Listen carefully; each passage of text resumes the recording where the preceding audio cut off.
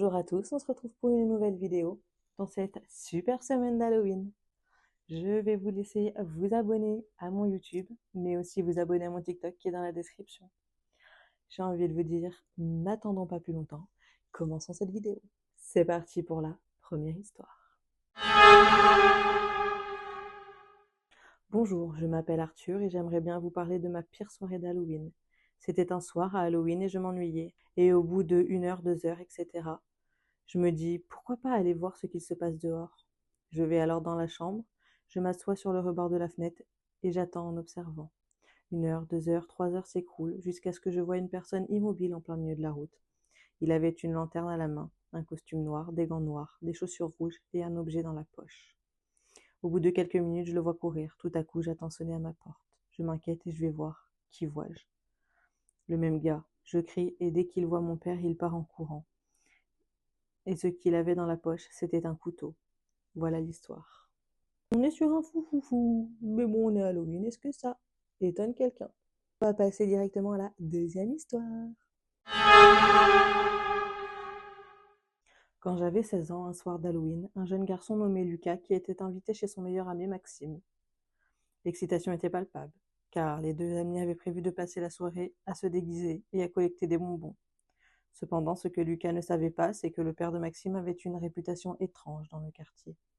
En arrivant chez Maxime, Lucas remarque une atmosphère un peu différente. La maison était décorée de toiles d'araignée, de citrouilles, mais il y avait aussi des symboles étranges dessinés sur les murs, que Lucas n'avait jamais vus auparavant. Maxime, avec un sourire mystérieux, lui dit « Ne t'inquiète pas, ça fait partie des traditions de mon père ». Après avoir fait le tour du quartier pour récolter des bonbons, les deux garçons rentrèrent chez eux. La nuit était sombre et le vent hurlait à travers les arbres. En entrant dans le salon, Lucas sentit un frisson parcourir son échine. Le père de Maxime était assis dans une pièce adjacente, entouré de bougies et de livres anciens. Il murmurait les mots dans une langue que Lucas ne connaissait pas. « Ce sont des rituels ancestraux, explique Maxime, l'air sérieux. Mon père dit qu'il peut communiquer avec les esprits. » Lucas, intrigué mais inquiet, demanda « Est-ce que ça pourrait être dangereux ?» Maxime haussa les épaules. « Juste un peu de magie, ça ne peut pas faire de mal. » Au fur et à mesure que la nuit avançait, le père de Maxime invita les garçons à le rejoindre. « Venez, je vais vous montrer quelque chose de spécial. » Ils s'approchèrent, attirés par la curiosité, mais aussi par la peur qui commença à s'installer en eux. Le père de Maxime commença à tracer des symboles sur le sol en utilisant de la poudre noire. Les bougies vacillèrent et une ombre sembla passer derrière eux. Lucas échangea un regard inquiet avec Maxime, mais celui-ci le rassura en disant « C'est juste pour l'ambiance. » Quand le père de Maxime termina son rituel, un silence pesant s'installa. Puis soudain, une voix rauque résonna dans la pièce. « Qui ose troubler mon sommeil ?» Les garçons se figèrent, leur visage blême. Lucas, sentant un mélange de terreur et de curiosité, demanda « Qui êtes-vous » La voix répondit « Je suis l'esprit de tous ceux qui ont été oubliés. Vous avez réveillé des forces que vous ne comprenez pas. » À cet instant, les lumières s'éteignirent et une tempête éclata à l'extérieur. Les fenêtres tremblaient et le vent hurlait comme une bête enragée. Maxime et Lucas, pris de panique, tentèrent de fuir, mais la porte était verrouillée. Ils se retournèrent vers le père de Maxime, qui semblait maintenant possédé par une force invisible. « Vous ne pouvez pas partir, cria-t-il, sa voix se mêlant à celle de l'esprit. Les garçons réalisèrent alors que le rituel avait mal tourné. Ils devaient annuler ce qu'ils avaient commencé. Avec courage, Lucas se mit à réciter les mots que le père de Maxime avait prononcés au début, espérant qu'il pourrait apaiser la colère de l'esprit. À mesure qu'il parlait, l'ombre dans la pièce commença à se dissiper et la voix se calma peu à peu. Finalement, les bougies se rallumèrent et l'esprit murmura « Vous avez montré du courage, je vous laisse, mais n'oubliez jamais ce que vous avez appris cette nuit. » Puis, dans un souffle, il disparut. La porte se déverrouilla et les garçons sortirent en courant, le cœur battant à tout rompre.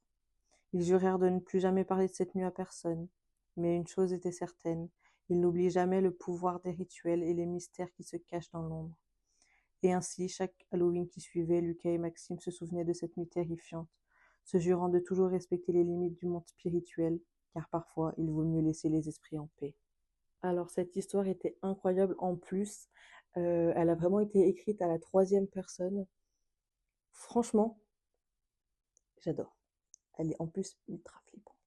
On va donc passer à la 3e et dernière histoire. Bonjour, je m'appelle Damien et les faits de mon histoire se sont passés quand j'avais 13 ans, bientôt 14. Bref, revenons à notre histoire. Les faits se sont passés à Halloween, ces beaux jours du 31 octobre. 2 semaines avant, j'avais pensé à le passer avec mon ami. Mon ami et moi nous sommes mis d'accord pour le faire le jour du 31 octobre. Je rentrais de mon entraînement de foot qui se termine vers 18 heures. Je précise que j'étais à pied et fallait passer par une forêt qui était très flippante. Cette forêt avait comme réputation de forêt des meurtres, car 3 corps sans vie ont été retrouvés par la police. Bref, je devais passer par cette forêt. Au début, je n'avais pas peur, car c'était le jour, et donc je m'en foutais. 2 heures passées et mon entraînement se termine. Je passe par le même chemin que j'avais pris à l'aller, donc je devais passer par la forêt. Petit inconvénient, il faisait froid, et il commençait à faire noir. Donc, par peur, j'ai directement fait le tour du chemin. Donc, tout se passe bien, et j'arrive chez moi, tout content, car mes amis venaient bientôt. Le temps qu'ils viennent, je me déguise, et je m'en souviens, je m'étais déguisée en clown tueur. 5 minutes après, mes amis sont devant chez moi. Bien sûr, avant de partir, ma mère me dit de faire gaffe, et de pas s'infiltrer dans la forêt par peur qu'il se passe des trucs pas très bien. Bien sûr, on a 13 ans et on est con, donc on a désobéi à ma mère. Mais on s'en foutait, one life, donc du coup, il faisait très noir. On passe la soirée à toquer chez les gens pour prendre des bonbons. 3 heures s'écoulent, et mon copain décide de faire un petit tour dans la forêt des meurtres. Bien sûr, nous acceptions. Et nous étions très contents, donc nous allions à cette fameuse forêt. Puis 4 minutes après, j'entends un bruit qui surgit de ma gauche, un bruit de pas, et ainsi un bruit comme si on traîne quelque chose. Assez peureux, je décide de dire à mes potes, venez, on y va, j'ai un mauvais pressentiment, et il faut être à l'heure pour les pizzas. Mes potes forcent en disant, mais non, allez, c'est Halloween, quand même. Du coup, pour pas les attrister, je suis mes 2 amis. Le parcours des branches nique mon déguisement, mais balèque 10 minutes s'écoulent. On rigole, bref. On passe un Halloween trop parfait, pas pour longtemps. 6 minutes s'écoulent, et là mon ami Charles nous raconte les 3 histoires des 3 corps retrouvés auparavant dans la forêt. Donc il nous raconte les histoires, et au bout d'un moment, on entend un bruit assourdissant, mais vraiment assourdissant. On entend des cris qui viennent de derrière, des cris de plusieurs personnes. Du coup, qu'est-ce qu'on fait? On commence à courir, à toute vitesse.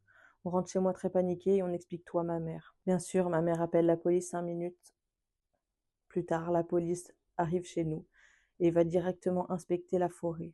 Ils ne trouvent rien. Pas de corps, ni de traces de corps, mais un inconvénient, un des polices découvre un tube vide avec du coton à l'intérieur et du sang séché. Bien sûr, la police s'en fout et part directement.